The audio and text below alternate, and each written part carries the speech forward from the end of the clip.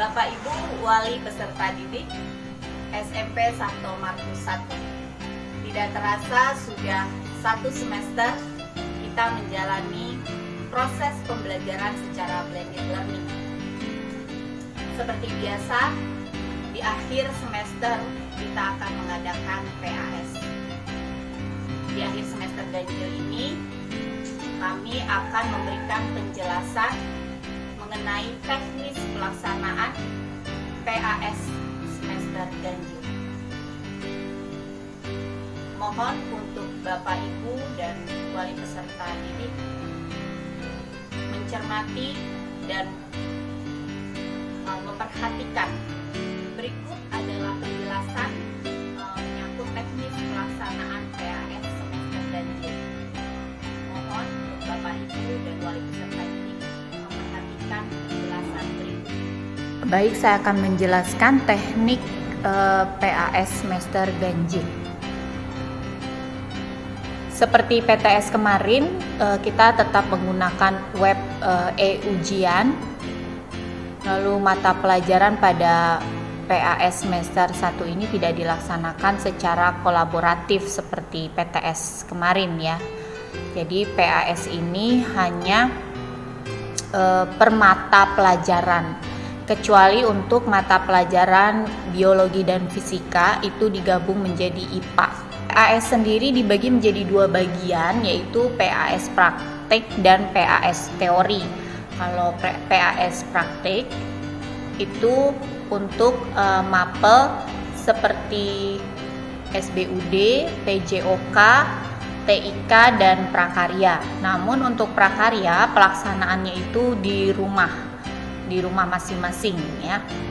Sedangkan untuk SBUD, PJOK, dan TIK itu di sekolah, disesuaikan dengan waktu PTM-nya mereka. Jadi kalau kelas 9 itu hari Senin, kelas 8 hari Rabu, dan kelas 7 hari Jumat. Seperti PAS praktik, PAS teori pun dilaksanakan di sekolah, di ruang komputer. Karena ruang komputernya ada 2, maka seperti biasa yaitu dibagi menjadi 2 saja. Jadi 7A, 7B, 8A, 8B, 9A, 9B. Pelaksanaan di sekolah itu ketika PTM, sama seperti ujian praktik, yaitu disesuaikan dengan kelasnya masing-masing.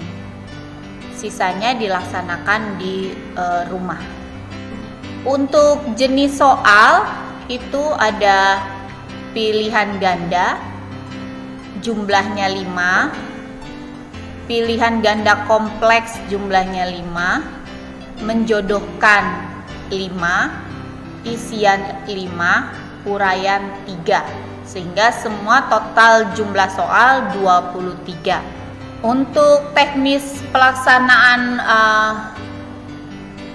PAS praktik itu tanggal 22, 24, 26 November 2021. Jadi hari Senin tanggal 22, hari Rabu tanggal 24, dan hari Jumat tanggal 26 November 2021. Dari pukul 8 sampai pukul 10.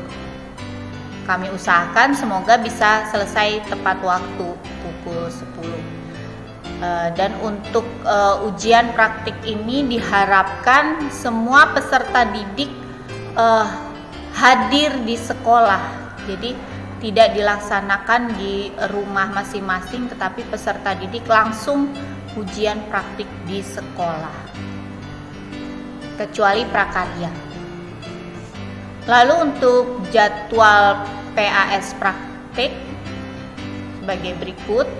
Bapak Ibu bisa melihat sendiri jadwalnya sudah terlampir di PPT ini, bisa dicermati atau diamati. pembagiannya seperti apa. Dari pukul 8 sampai pukul 10.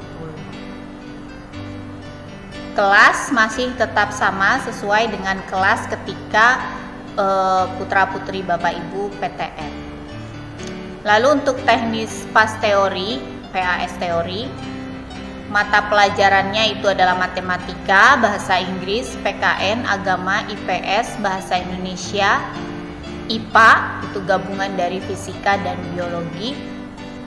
Pelaksanaannya itu pada tanggal 29 dan 30 November sampai 3 Desember 2021. Jadi kurang lebih 5 hari ya Bapak Ibu, dari Senin sampai Jumat. Untuk pelaksanaan di sekolah itu jam 8 sampai 10. Untuk hari Senin, Rabu, dan Jumat itu jam 8 sampai jam 10. Lalu untuk hari Selasa dan Kamis itu jam 8 sampai jam 12. Lalu untuk jadwal PAS teori kami lampirkan juga di PPT ini, bisa Bapak Ibu cermati dan lihat pembagiannya seperti apa. Lalu di situ juga ada penjelasan. Misalnya saya beri contoh hari Senin ya. Hari Senin jam 8 sampai jam 10 itu mata pelajaran matematika. Untuk kelas 7A dan B itu pelaksanaannya di rumah karena hari Senin adalah PTM-nya kelas 9. Jadi kelas 7 dan kelas 8 mengerjakan ujiannya di rumah. Sedangkan kelas 9 pelaksanaannya di sekolah. Di situ ada di lab komputer 1 dan lab komputer 2. Lalu kami juga melampirkan seperti biasa ada pedoman pelaksanaan PAS semester 1. Jadi sebelum pelaksanaan PAS kita mengikuti doa dulu. Ada doa dan renungan pagi seperti biasa pada pukul 7:30 melalui Zoom. Begitu pula yang di sekolah juga bisa mengikutinya melalui Zoom pengawas. Lalu pembacaan pedoman dan tata tertib PAS. Setelah itu mengisi daftar hadir. Untuk lancarnya pelaksanaan PAS maka akan dipantau oleh pengawas. Pengawas itu juga sudah ada jadwal yang sudah dibuatkan. Jadi pengawas itu baik online maupun offline. Lalu seluruh kegiatan PAS dipantau melalui aplikasi e-ujian. Dan kalau di sekolah itu ya dipantau langsung. Bagi peserta didik yang terlambat mengikuti PAS harus meminta izin khusus kepada panitia pelaksana. Bagi peserta didik yang terlambat tidak ada penambahan waktu.